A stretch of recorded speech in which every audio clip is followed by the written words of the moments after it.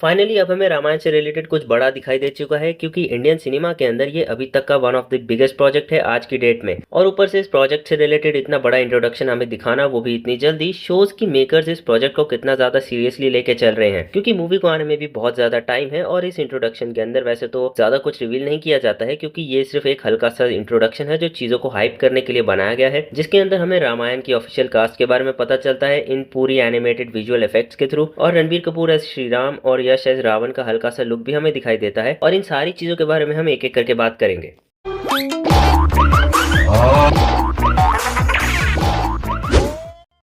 तो सबसे पहले मुझे ये चीज काफी पसंद आई कि मेकर्स रामायण के लिए ऑल आउट जा रहे हैं, क्योंकि इस प्रोजेक्ट के लिए इतने बड़े एक्टर्स को हायर किया गया है। फिर ऊपर से हांस जिमर जैसे एक वेल नोन म्यूजिक कंपोजर को भी साइन किया गया है और मूवी का बजट भी टोटली 800 करोड़ से भी कहीं ज्यादा है। और अगर इसकी स्टोरी पर अच्छा खासा फोकस किया जाएगा तो डेफिनेटली ये इंडियन सिनेमा की तरफ से one of the best project बन के बाहर भी आ सकता है। ऊपर से रामायण एक ऐसा प्रोजेक्ट भी है जो हमें इंडियन सिनेमा के अंदर चाहिए, क्योंकि ये हमें हमारे प्रभु श्री राम की पूरी जर्नी दिखाता है और इस इमोशनल जर्नी के थ्रू हमें बहुत ब्यूटीफुल सी चीजें भी सीखने को मिलती हैं। और इस इंट्रोडक्शन के अंदर हमें सबसे पहले हमारे होली ट्रिनिटी के बारे में भी बताया जाता है, क्रिएटर, प्रोटेक्टर एंड डिस्ट्रॉयर, यानी ब्रह्मा विष्णु शिव, जो रामायण से कनेक्ट किया जाएगा, क्योंकि श्री राम विष्णु जी के अवतार हैं। और इन्हीं विजुअल्स के अंदर हमें रामायण के इंपॉर्टेंट पार्ट्स भी दिखाई देते हैं जो रामायण में हुए थे, जिससे ये क्लियर होता है कि ये लोग हमें रामायण के सभी इंपॉर्टेंट मोमेंट्स अच्छे से प्रेजेंट करने वाले हैं इन दोनों मूवीज के थ्रू। और इसी इंट्रोडक्शन के थ्रू रामायण ने चीजों को काफी अच्छा खासा हाइप तक कर दिया है। ऊपर से इसे आईमैक्स के लिए बनाना, फिर हॉलीवुड के बेस्ट स्टंट कोऑर्डिनेटर को साइन करना, बताता है कि इसके अंदर का एक्शन डेफिनेटली टॉप नॉच रहने वाला है। लेकिन यही चीज शायद से मूवी को थोड़ा डाउन लेकर जा सकती है, जिसके बारे में मैं अभी थोड़ी देर में बात करूंगा। लेकिन मूवी के म्यूजिक एलिमेंट्स काफी बढ़िया होंगे, क्योंकि हांस जिमर जैसे पॉपुलर म्यूजिक कंपोजर को साइन किया गया है रामायण के लिए। ऊपर से ए.आर. रहमान और हांस जिमर का टीम अप हमें दिखाई देगा, जिसके लिए मैं काफी ज्यादा एक्साइटेड हूँ, क्योंकि हांस जिमर हमेशा इतनी परफेक्शन के साथ हमें चीजें प्रेजेंट करते हैं। और अभी F1 के अंदर उनका म्यूजिक इतना परफेक्ट है फॉर्मूला 1 वाले सिचुएशन के लिए, तो रामायण के म्यूजिक इसका बेस्ट पॉइंट भी हो सकता है। बट अगर तुम्हें लगता है कि इस इंट्रोडक्शन के अंदर हमें सिर्फ विजुअल्स के थ्रू बस इतनी ही चीजें देखने को मिलती है, तो नहीं, क्योंकि इसके एंड में हमें रणबीर कपूर और यश के लुक्स भी रिवील होते हुए नजर आते हैं एज श्री राम एंड रावण। ऊपर से यश एज रावण एक काफी अच्छी चॉइस भी है बिकॉज ऑफ हिज लुक्स। और रावण के बारे में अगर बात करें तो आई थिंक ये लोग हमें रावण को कम्प्लीटली डार्क मैनर में प्रेजेंट करने वाले हैं, क्योंकि हम रावण को एकदम अंधेरे में खड़ा देख सकते हैं, तो एक टोटल सिनिस्टर रावण हमें दिखाई देगा।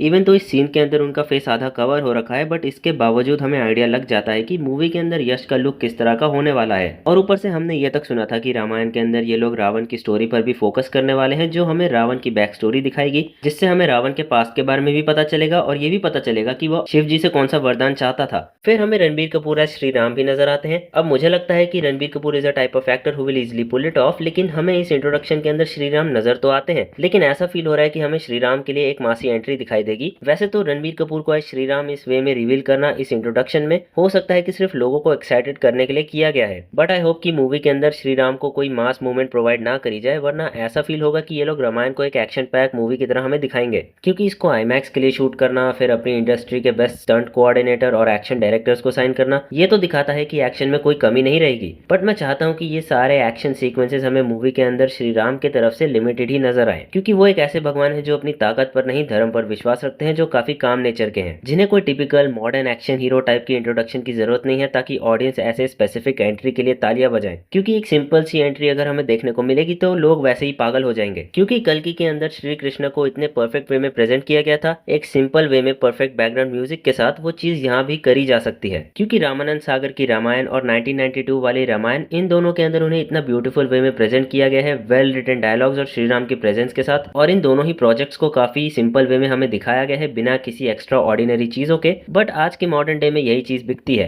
क्योंकि अगर एक्शन इन्हें हमें अच्छे से प्रेजेंट करना है तो हमें जटायु और रावण के बीच का क्लैश दिखाया जा सकता है, फिर कुंभकर्ण और हनुमान जी की बैटल, वानर सेना और रावण की सेना की बैटल, और एंड में श्री राम और रावण का फिनाले भी काफी अच्छे एक्शन के साथ प्रेजेंट किया जा सकता है। और रामायण के अंदर काफी सारे ऐसे मोमेंट्स हैं जिन्हें आईमैक्स में एक्सपीरियंस करने में काफी मजा भी आएगा, क्योंकि कल्कि के अंदर भी काफी अच्छे मोमेंट्स हमें दिखाए गए थे। बाकी अगर तुम लोगों ने रामायण का ये इंट्रोडक्शन देख लिया है तो तुम्हें कैसा लगा, अपने थॉट्स बताओ। अब ये चीज तो तब क्लियर होगी जब ये मूवी ऑफिशियली रिलीज हो जाएगी कि इंडियन सिनेमा के अंदर एक मैसिव हिट देगी या फिर आदिपुरुष जैसा एक मैसिव डिजास्टर बनेगी। और ऊपर से इस इंट्रोडक्शन के थ्रू चीजों को जज करना सही भी नहीं है जब तक इसकी तरफ से कोई ऑफिशियल टीजर या ट्रेलर नहीं आता, क्योंकि अभी मूवी के अंदर काफी सारा काम बाकी है और ये भी हो सकता है कि हमें मूवी के अंदर कुछ रीशूट्स भी देखने को मिले। बट तुम्हें वीडियो पसंद आए तो चैनल को सब्सक्राइब जरूर करना।